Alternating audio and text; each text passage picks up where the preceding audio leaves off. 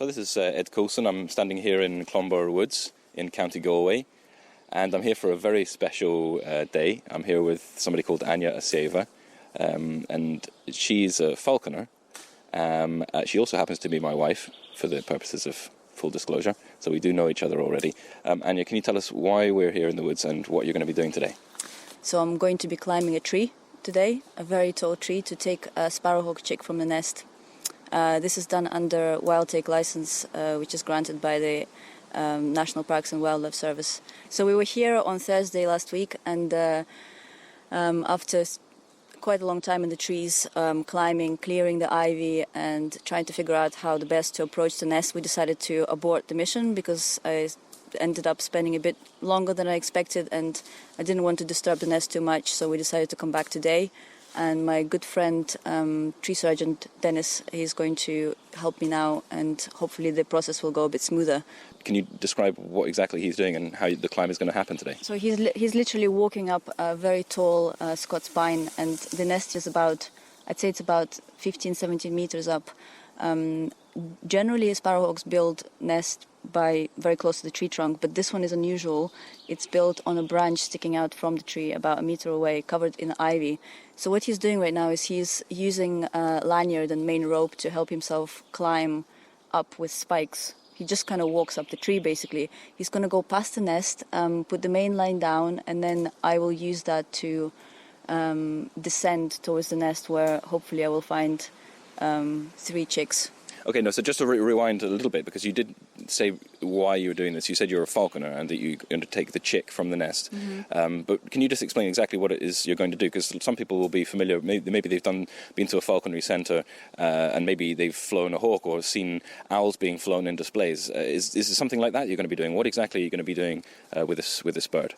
So this bird will be for falconry, and falconry means hunting with a trained bird of prey, wild quarry. So what I will do is I will raise it, I will imprint it, so the hawk will think I'm the parent.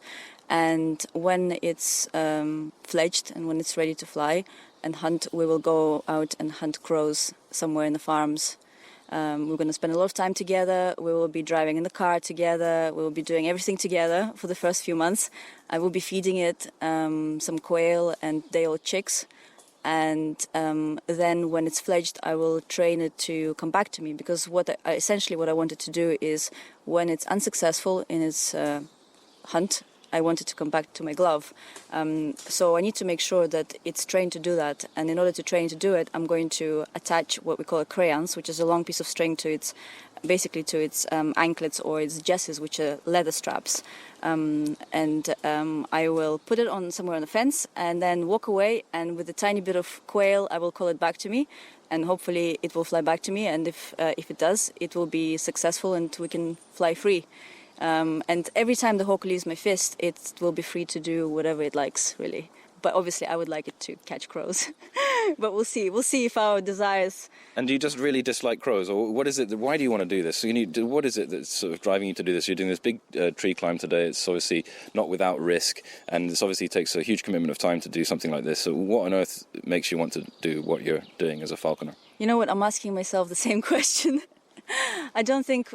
I think if you ask any falconer to tell you why they're doing falconry, I think the reply will be the same. There's something that drives you to do it. And I guess what fascinates me the most is the relationship that falconers have with their hawks and their falcons, and how it's all about cooperation.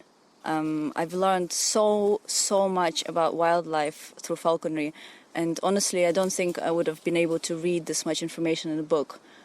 As much as I've actually learned by observing the nest, by coming to this woodland every day for months, looking and searching for this nest. And this is an amazing thing that falconers can do in Ireland. Like we're very lucky because we can take wild birds from the nest, and it allows us to learn so much about the species and about their conservation and just about their habitat and their behavior. I've seen some I've had some amazing moments where I saw the male bringing food to the female, them interacting together, and I feel like I've learned a lot more about myself and about the woodland where I live than I would have possibly learned if I just went for a walk, I guess, you know.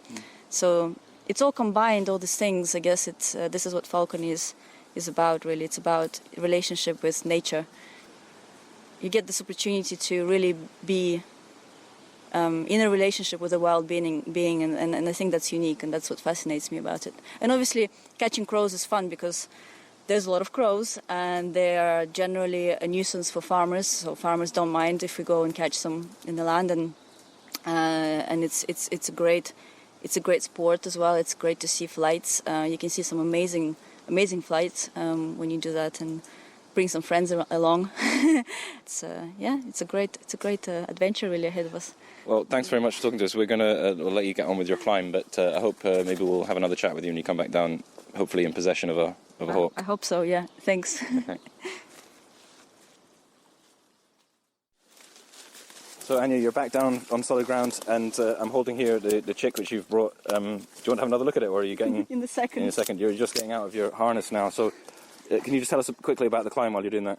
It was great. It was very easy. Dennis made it very, very easy, actually. And the ivy was cleared. I had another rope to hold on to. And when I got there, it was just a matter of leaning against the tree and just picking up each chick and checking to see whether they're female or male. It was really hard to tell. I think probably have no idea if any of them are females, or probably have a male. It's very likely. Okay. I actually don't care. I have it. It's there in the Yeah. It's tiny. Yeah. And they were really cute. There was 4 chicks. Yeah. They were absolutely gorgeous. I picked each of them up, handled them. My hand probably still smells like tiny chicks. What do tiny hawk chicks smell like? Oh, they smell warm and lovely. I didn't actually get to smell one, but I just wanted to get everything done quickly so that the female can return and feed them. So, yeah, I'm really happy. Thanks very much. No problem, thank you. This is Ed Coulson for Claremorris Community Radio in Clonbur Woods, County Galway.